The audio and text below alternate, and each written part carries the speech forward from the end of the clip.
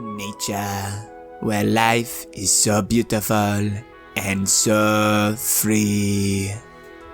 Out in the wild, animals and plants work together in close relationships called symbiosis. This is split into 3 general categories, which look a lot like this. Mutualism. Son of a bitch. Commensalism. How you doing, sir? Very good, sir. Oh, man. And finally, parasitism. Which ends so poorly that I had to switch to a Limp Bizkit song. Sorry. What's really interesting is that we can go back, take a look at every superstar duo in NBA history, and slot them neatly into one of these 3 categories, just like in nature.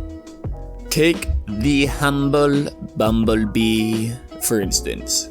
When not busy ruining your picnic or stealing your fiancé, it spends most of its free time flying from flower to flower, pollinating to its heart's content.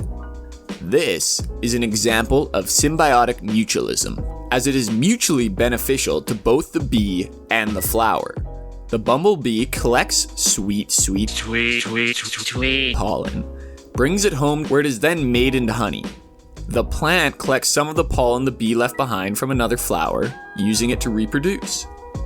LeBron is the bee and AD is the flower. So are Malone and Stockton, Magic and Kareem, Nash and Stoudemire, West and Wilt, Bird and McHale, Kobe and Shaq, D-Wade and Shaq, Penny and Shaq. Basically anyone in Shaq between 1992 and 2006. The dude was a beast. Big small superstar combos are an example of mutualism. Their skill sets perfectly mesh and complement one another.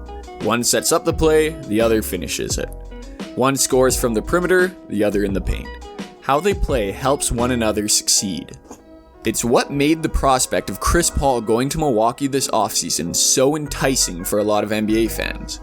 If Giannis is the modern day Shaq, he needs his superstar playmaker, something he has lacked throughout his career. Sorry, Eric Bledsoe. Like I said, we usually see mutualism between a guard and a big, but in a modern twist, Steph Curry and Klay Thompson are actually a very interesting and mutualistic duo.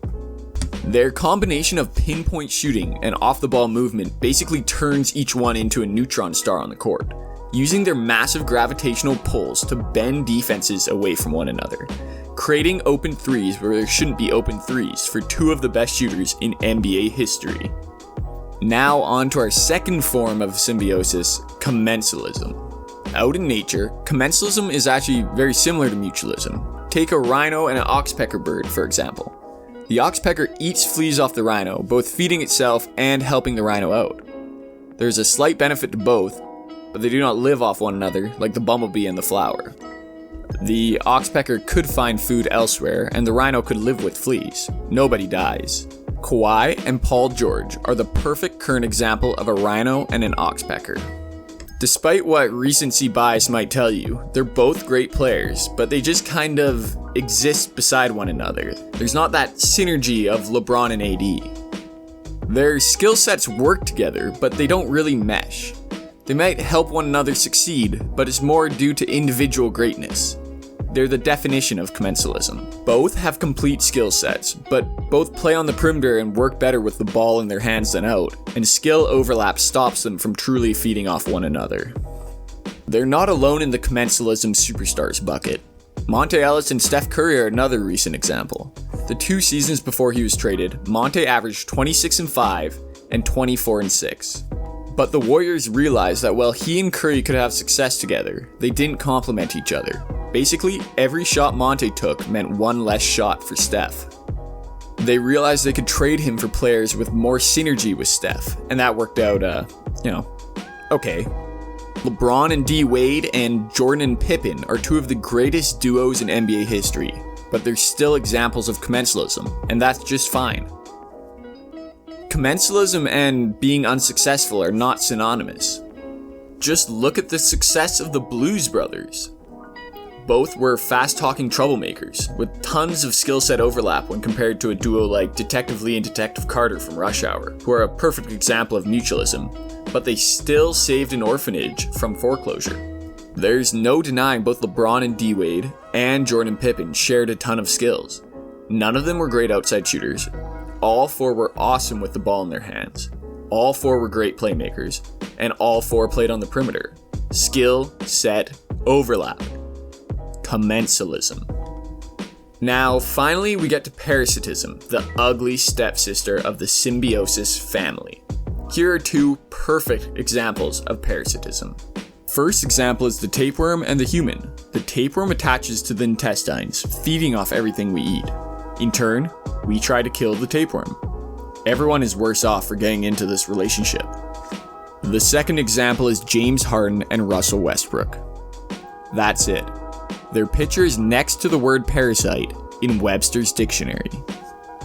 Both need to dominate the ball to be at their best. Neither loves to move without the ball.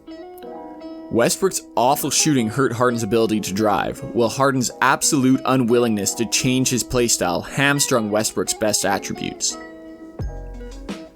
They're not the only parasitic duo in NBA history. We tend to forget these because they inevitably fail and blow up, but they do happen from time to time.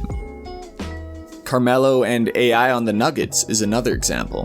Both love the ball, isolation, and low percentage deep twos. Neither complemented each other and will both put up big numbers. Team success didn't follow. Gail Goodrich and Pete Maravich. They joined forces on the New Orleans Jazz in 1976. Both were shot-hungry guards with, you guessed it, high usage rates. Are you starting to notice a trend here? Yeah? Okay. Well, AD and LeBron have now, but what superstar symbiotic duos have got next? Enjoyed the video? Give Hoopmind a like, follow, get it tattooed across your chest, comment. Literally anything helps. We will be back next week with a new series looking at some of our favorite NBA stars called Starring As. See you then next Friday. Be there.